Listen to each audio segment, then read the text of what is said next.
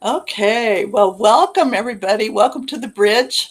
We're welcoming on the bridge with us today Emily Doyle, and we'll let Emily kind of introduce herself in a minute. Um, and we are, I have to read this before I forget. We are season 6. You're number 1 on season 6, Emily. That's great. And this is episode 1. So welcome. And Sandy, have you got a quote for us? I sure do. When we love, we strive to become better than we are. When we strive to become better than we are, everyone around us becomes better too. Paulo Coelho. Nice, nice. Well, Emily, we found out about you through Megan Cornwell, and Megan was kind of bragging on you, and she was telling us about her experience with you as were you her supervisor or coach? Yes, you were her I supervisor. was, yes, I was for a few Yeah, years. yeah, And it's lovely to hear. She's very talented and wonderful individual. yeah, yeah. High praise. Anyway, so that's how we found out about you, and we're very glad to have you on today. And so tell us a little bit about yourself and then kind of dive into your journey. Sure. And thank you, Sue, for having me on, and Sandy. It's wonderful to see you both. My background has been a, a mixed bag of wearing many hats. So I actually started my career right out of college. I was a theater major, so I studied Oh theater. boy. And right out of college, I actually worked for just a short period of time at a boarding and day school for children with learning disabilities. And I did get the opportunity. I was a live-in coach for the students, for the boarding students, but I did get the opportunity to start and run a drama club. And to this day, that is still like one of my biggest accomplishments was doing that work. And out of that, I was able to actually pursue a career in education technology. And it was pretty amazing to me that I could be in education, but not necessarily be in the classroom. So that was a big moment when I discovered that. And I spent 13 years at an organization, really building my career, starting out really entry level, kind of just office management, a lot of operations, and was able to, there being a really small and growing startup over the 13 years, was able to peek my head over and say, hey, what's going on over there? I'm really interested in the content. And sooner or later, I became a content writer. And then I was really interested in getting feedback and understanding our users. So all of a sudden I was a product manager, and then it kind of snowballed from there. And I really found my stride at that organization as I spent my time there in building community. So I ended up launching a large online community for educators, as well as our annual conference, which ended up growing year over year over year.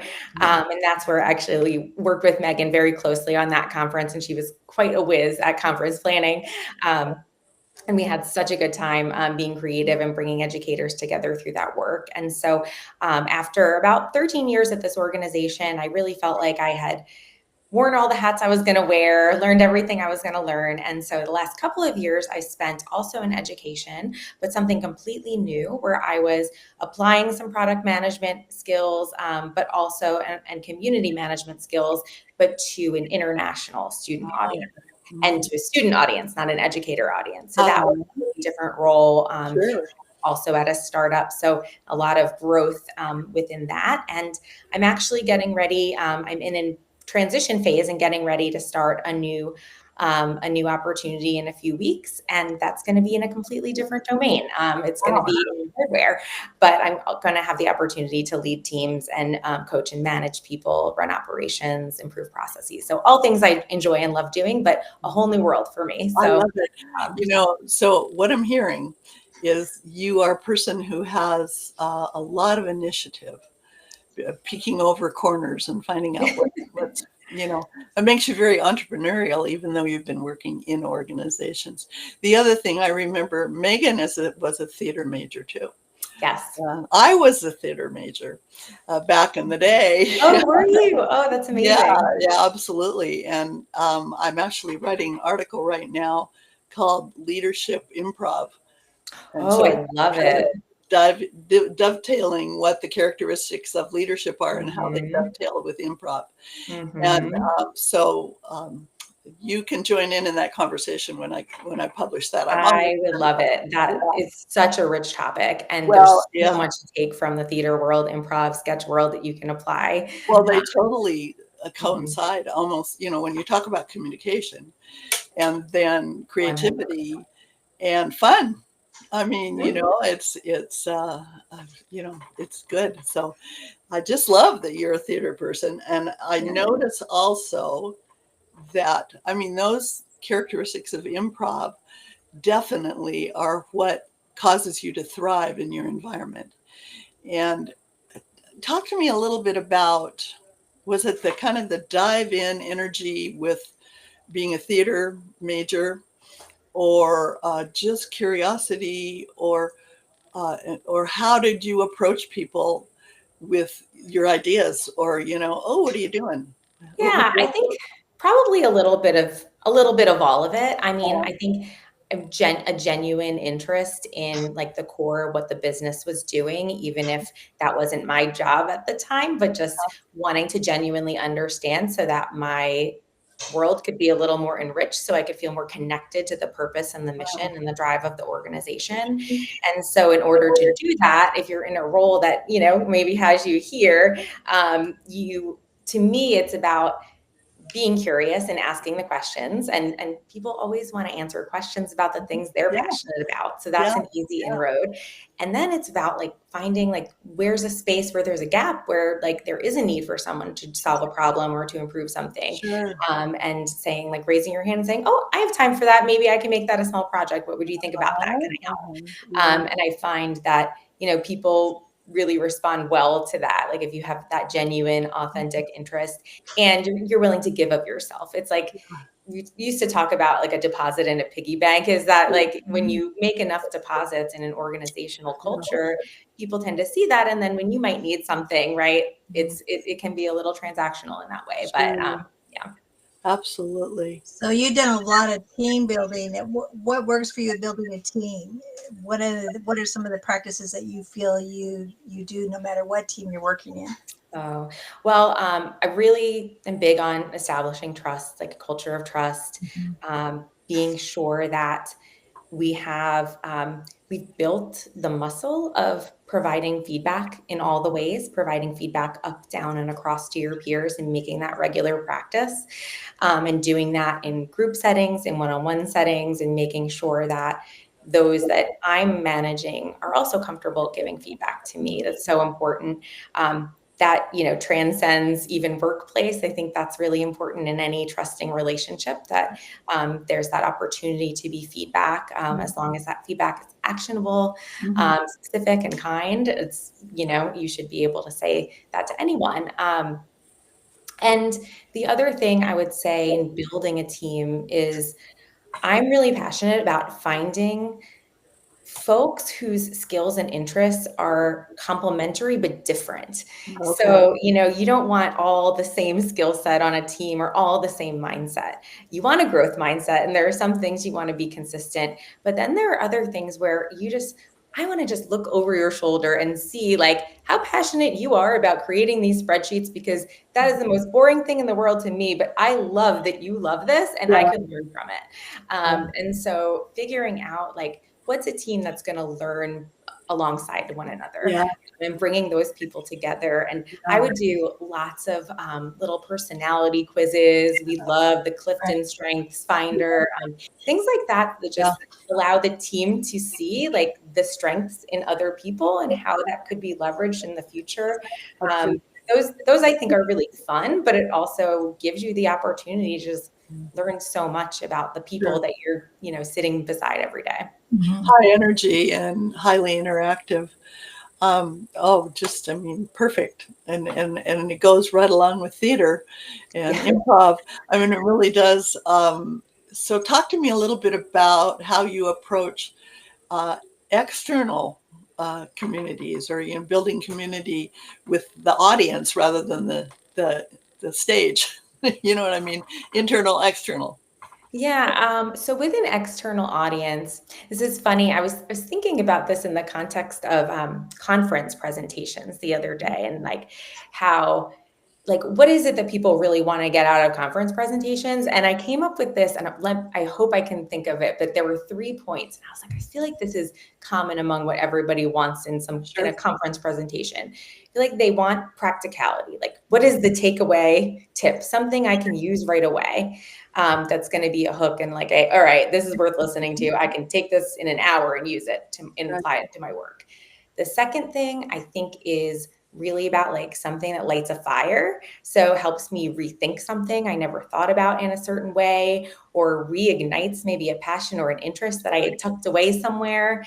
And then the third is like connection with other people. If I can come out of there with a friend or a connection or somebody that is going to be worth reaching out to in a few weeks after this is all, absorbed, then those are really kind of the three. So if I can hit like those, all three of those in some kind of external engagement situation, then it's like very powerful.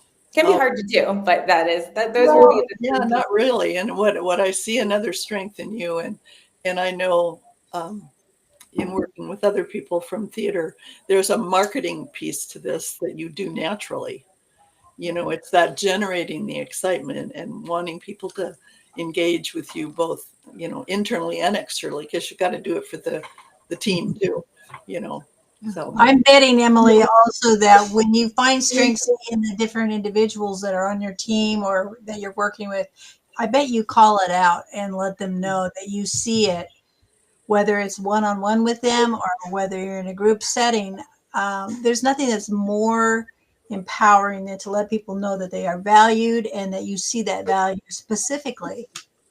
Yeah, 100%. And that, like, even giving them the opportunity then to showcase that. So like, rather than, this was an amazing conference, and rather than me going back and bragging to my leadership team, like, you know what, like, you're going to come and you're going to brag because this was due to you and your work. So like, let's talk about your talents in this leadership team in this setting. Absolutely. That is, I'm not sure what that is labeled, but I know that's what I used to do with my staff. I used to just take them and put them on stage and say, okay, you teach this, you teach that. And it engages them in a different way, and they get a different kind of energy than and so does the audience.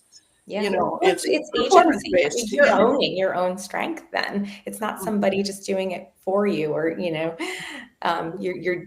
accepting that feedback that you are like talented and have That's talent. right. And it can be hard to accept positive feedback too sometimes. That's right. They feel so much. It's energizing, and it's also validating. Yeah. That's fabulous. So what's going on? What do you know about your next job? Well, my next job is going to be in person. So that is a big change. I've been remote since March of 2020. So I transitioned to remote in the pandemic with the organization I was with for a long time. And that was challenging in its own way. We had to transition the conference to virtual and all that stuff. But I knew everybody, and I like knew the organization inside and out. I'd been there 10 years. So that was challenging. But then I think I actually moved. I made a pretty significant move to another state. And then I got a new job, and that was fully remote. And I think starting somewhere totally remote, and when you're in a new place, like that was certainly a big challenge. And I think now going back to in person, I am really, really looking forward to being in the physical space. There's a different About dynamic. neurons firing in the same space. Like, I am just really jazzed up about that. And I think remote can work fine. You have to work so intentionally at the interactions and the trust. But I am really excited to go back to in person. So that's going to be That's great. It'll be a different kind of energy. And the face-to-face energy is so much more generative than the remote. So how did you know, or what caused you to know it was time to leave?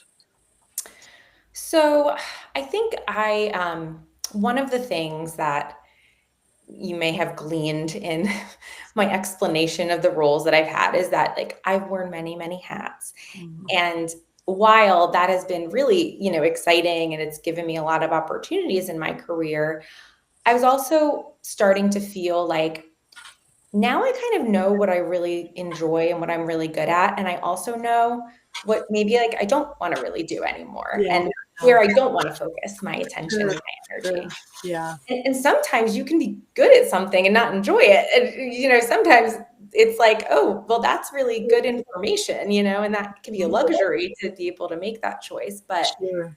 I was really feeling like I'm still wearing a lot of different hats.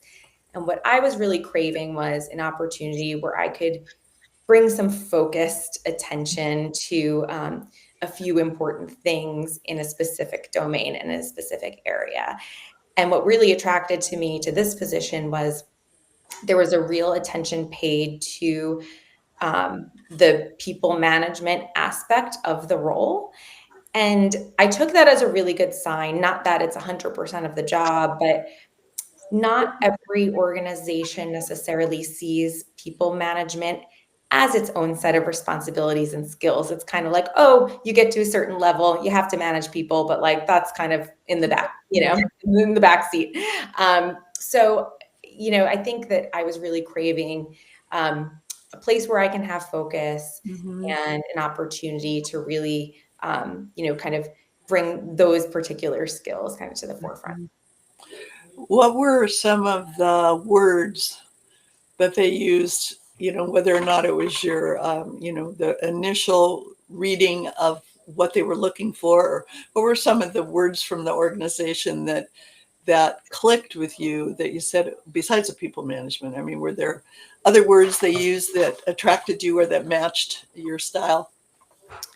I think it wasn't necessarily, I'm trying to remember, but it may not have been so much words they used, but their response to the way that I talked about my own style and my values, that there was a lot of, it seemed like there was a lot of alignment in, being very like sort of values based and having that alignment there to knowing and focus and knowing what they do and being very clear in that perspective.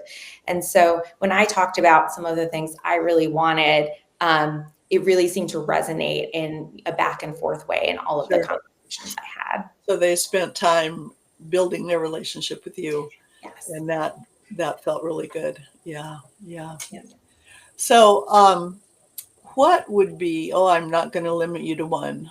I'm going to say what would be maybe two or three leadership skills that you have that you want to continue to grow or develop? Hmm. Oh, that's a good question. Well, I think one is, I'm trying to think how to best put this, but I think on some level, if you want to make a change, you envision, okay, I'm going to have this new start, but wherever you go, there you are, right? So there's always you, and there's always the things about you that you brought to a prior role, you brought to a previous role that or you're bringing to a new role that you are invested in changing or improving. So I would say for one of those, it would probably be trying to think how to best put this, but like healthy boundary setting. I Great. think that, you know, for me and for so many people, I think the pressure often comes from within rather than external. And I think that that can also transcend to the people that you're supporting and managing.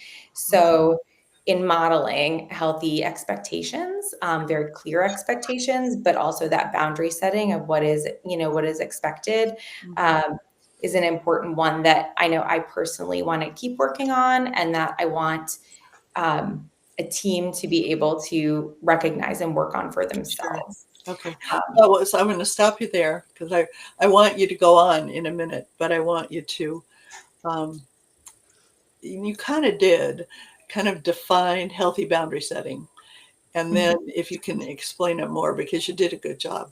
And then what would be an example of what you want? What do you want that to look like? And you can even start with what it has, where what wasn't it good and what do you want it to be in the future? So kind of yeah. definition and then an example. Sure. I mean, I think it just starts with really clear and open communication and expectations. And so, like, what does a healthy relationship Right. to this work look like? And Okay. making sure that, like, your expectation of that matches your manager's expectation of that, matches the team's expectation of that.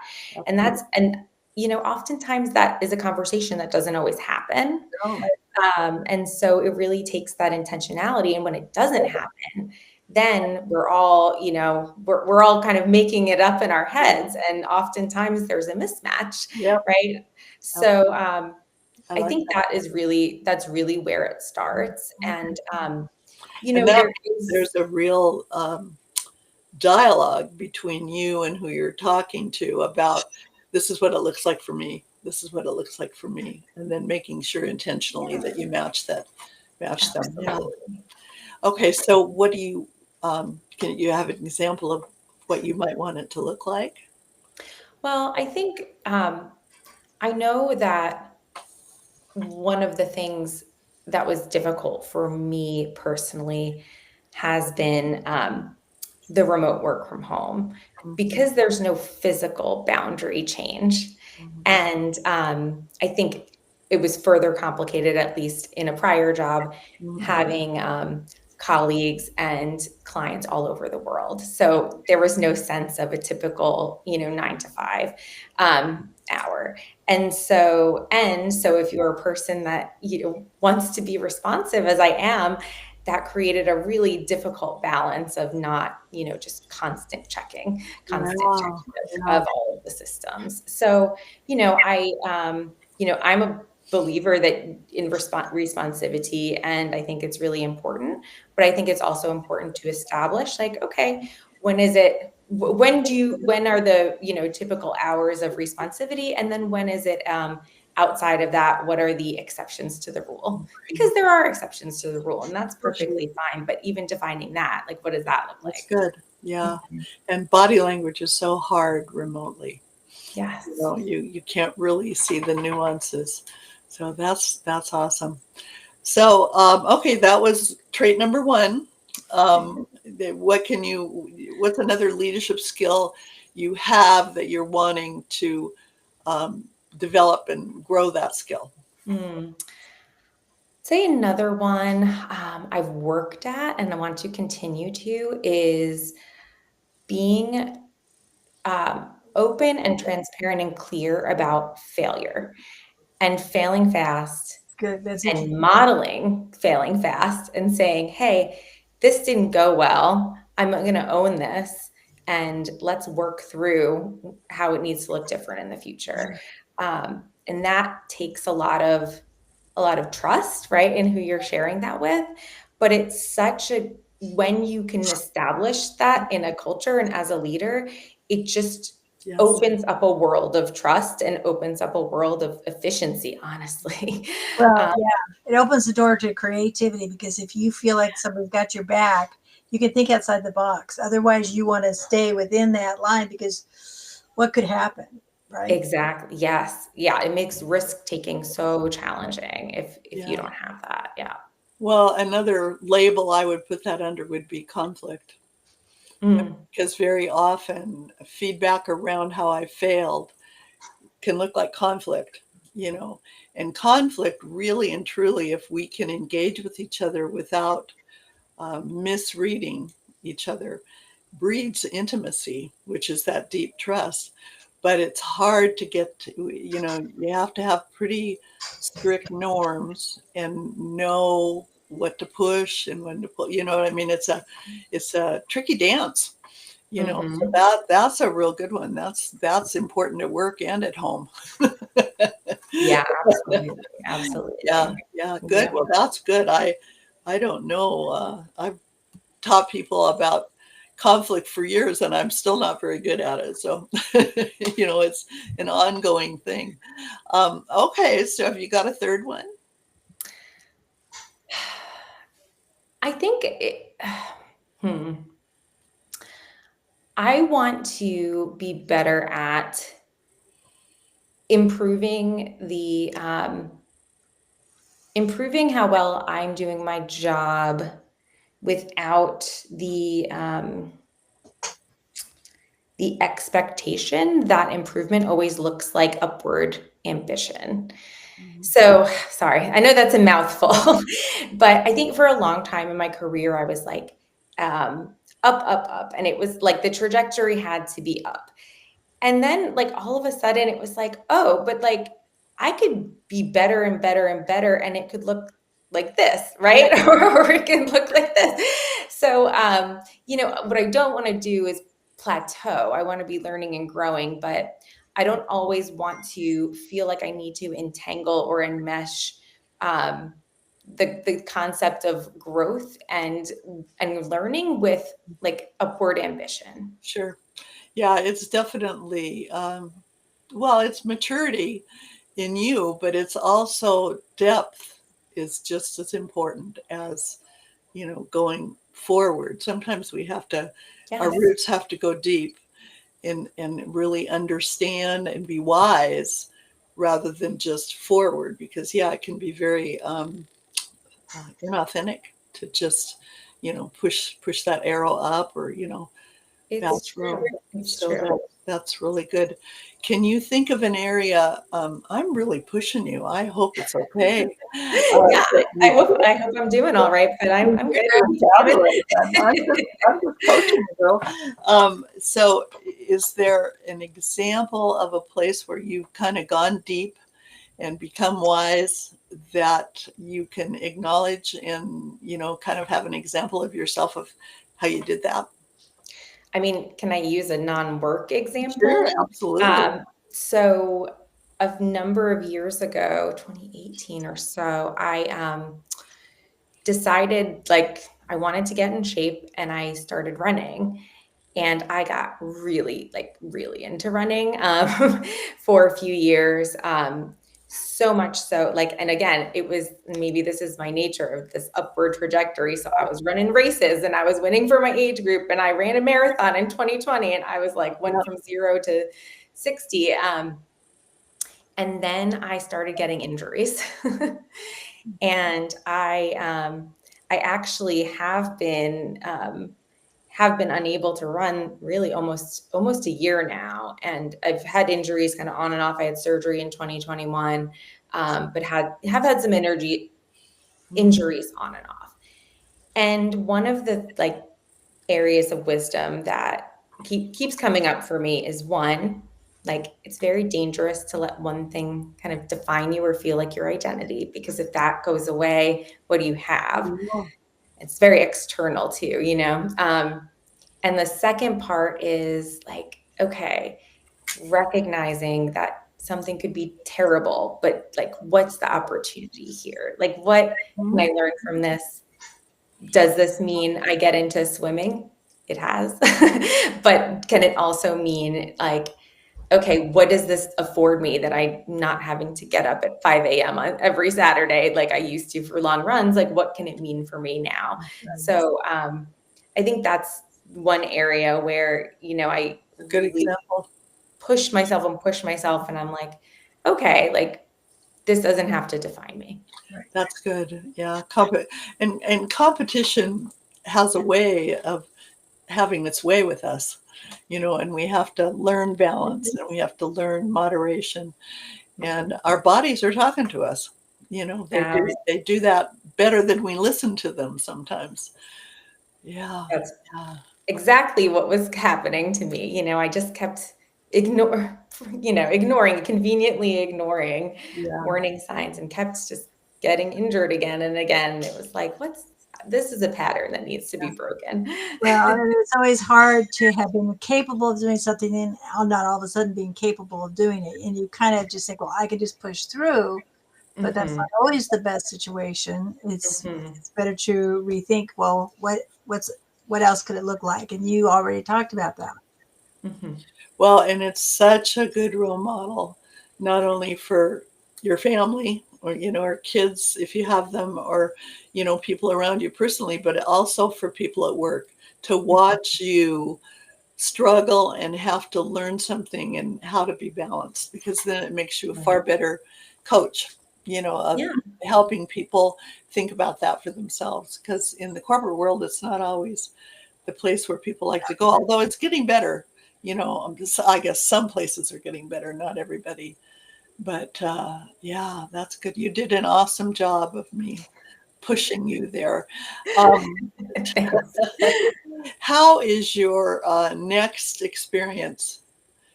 I'm going to throw you back into the theater again. How how can you cross over what you're doing with some of your theater experiences or theater future wants? I mean, it's hard to think of one thing, because I find like there's so much practical application, as you know. I always joke that, like, ironically, theater is one of the most practical majors you can have. And people always think, oh, theater, like, that's so impractical. You're not going to be a famous actor. Well, no, you're not. But you're going to learn stage management, and you're going to learn to be on time, and you're going to learn to balance everything. And you're on stage every day. So it's hard to think of one thing. But I'll go back to what I mentioned in the beginning, which was I had a short period of time where I was teaching theater to children. And I had one particular student who joined the theater group, who I was like shocked when he did, because he never wanted to engage, and certainly didn't want to engage with me, a 13 or 14-year-old boy, and the rest of the group was girls.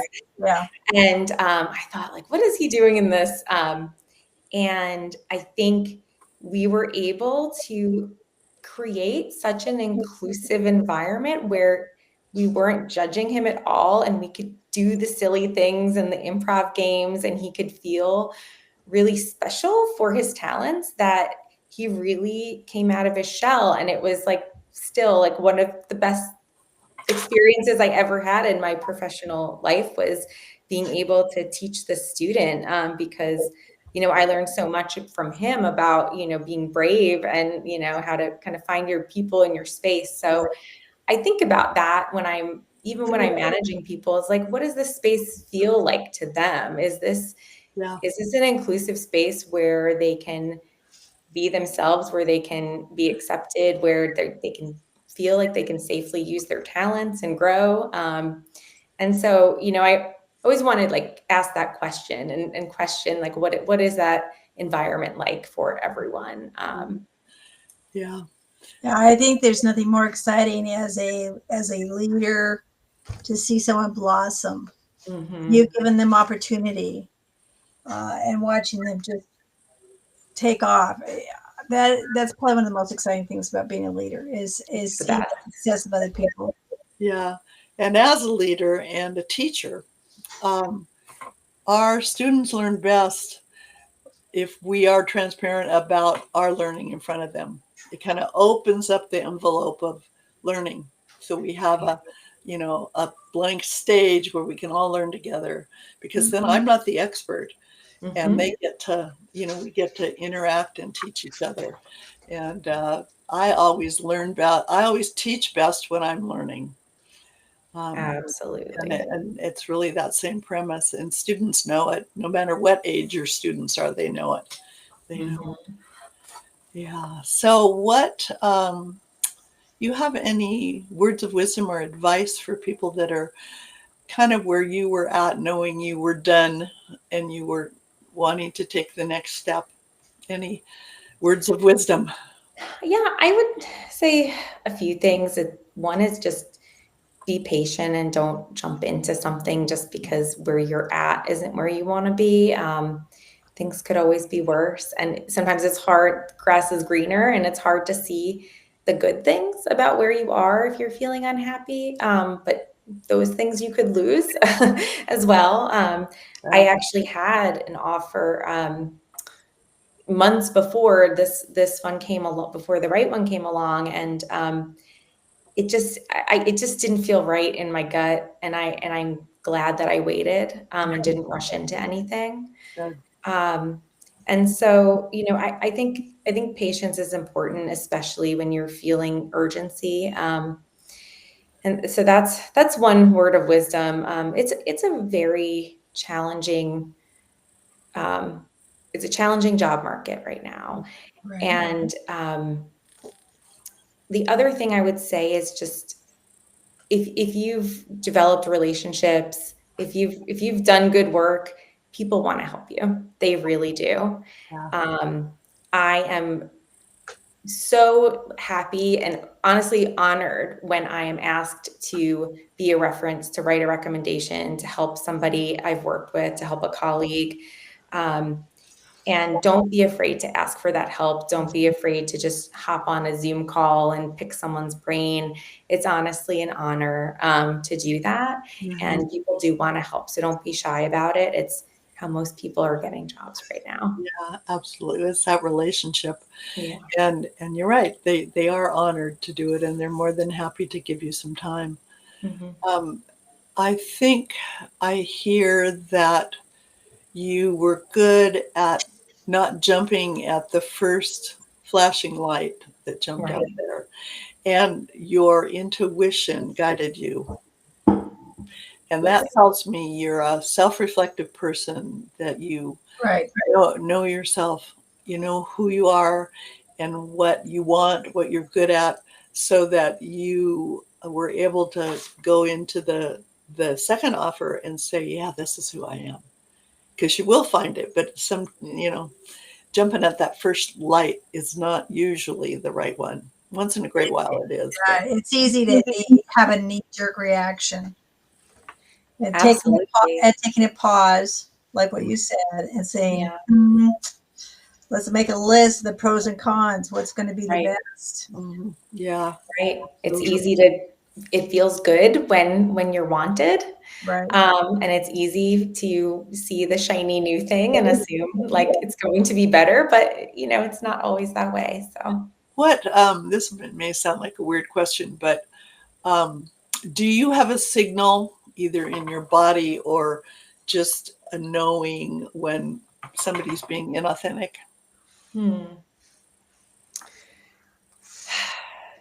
I think for me, maybe I can feel myself leaning out a little from active listening. And I'm like, why am I not like leaning into this anymore?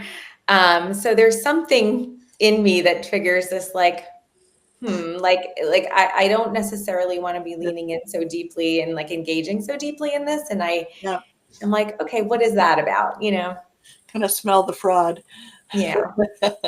Yeah, absolutely. Absolutely. So Sandy, you have any other comments you want to make right now?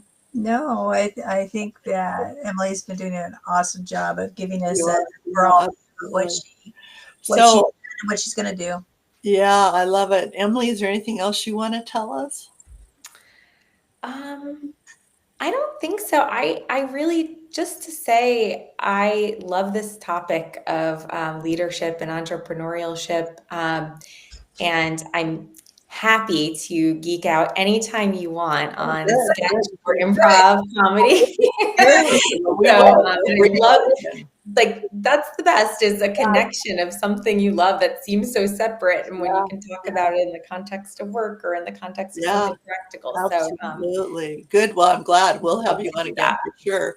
We've got some new series coming up and we'll get you involved. And then when I get that article written, I'll have you comment on it. I'll put a place where you can chat, because it's wonderful how they so closely align. Leadership training is really theater training. So I couldn't agree more. so Life is a stage, right? There you go. Right.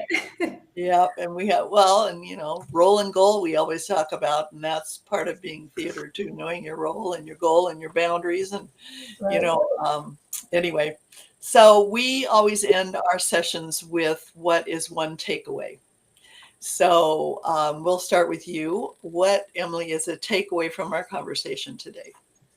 Well, I did love what you said about what you asked about how do you know when someone is being inauthentic and how do you feel that? And I think my takeaway is to pause and listen to like my body somatically more often, Yeah. because it was a really interesting question and I had to really think about it. But when I think about it, I'm like, oh, there's probably a lot of other cues I could or Yeah. should be taking. And so, yeah, I think I'm going to take that away. Good. Trust your gut. Mhm. Sandy, what are you taking away? You can't talk today. Well, I love Emily's wisdom in looking at diversity of skills with those that are on her team and still wanting to watch their passion and their ability for problem solving and that kind of thing. So it's kind of the whole meal deal, not looking for someone to think just like she thinks, but to be courageous enough as a leader to have somebody have other ideas than you and letting them think creatively. My takeaway is, again, much of these theater analogies, but I absolutely love the element of fun. I believe that to really learn, you have to create an environment where all the participants, at least in some way, are having fun. And then we learn much faster, and it applies to our life if we can have fun. So nice having you on today. Oh, it was And wonderful to be here. yeah, This was very fun. good. Well, that's our goal. Our goal is we have two goals. One is that it's organic. So we don't want people to prepare. We want to be improv and for it to be fun. So we're glad you had a good time. And we're going to say goodbye, but I want you to hang on while we go off air. Okay.